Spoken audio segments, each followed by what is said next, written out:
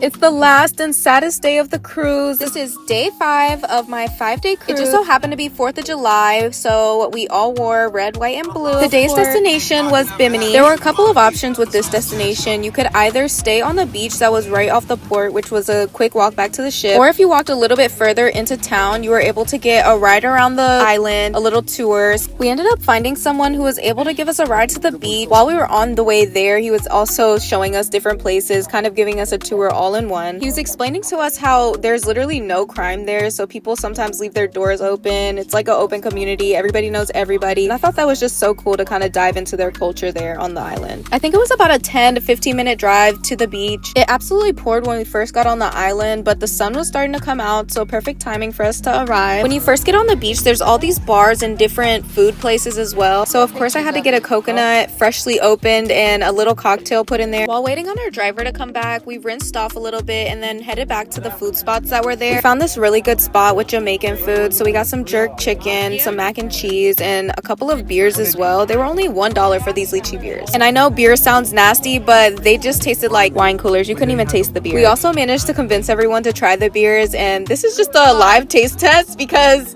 they were low-key nasty, but you just gotta vibe. You just gotta place yourself in the culture, you know, of the island that you're on. Before going back to the boat, we stopped at these shops, which were really cool, but one of the ladies had a nasty attitude, so we ended up not buying anything. From here, I was so sad because I knew the trip was finally winding down. This is on our way back to the room where we found a card saying thank you and basically what time we had to leave the ship by. One of Ahmad's cousins ended up actually winning this money machine game, so we were kind of glued to that the entire day. And the final goodbye show with the surf and turf, and I finally got some watermelon. Why is there no watermelon on a boat? We went to the casino a little bit to stall for this love and marriage show. If you have not seen this is one of the best shows on the boat. Even though we had to be up early in the morning, we got a little drinky drink to pregame to try to go to the club again, but they ended up closing it down really early, so once we got out of the comedy show, we ended up just going back to the room to pack, and you know the rest. Till the next cruise.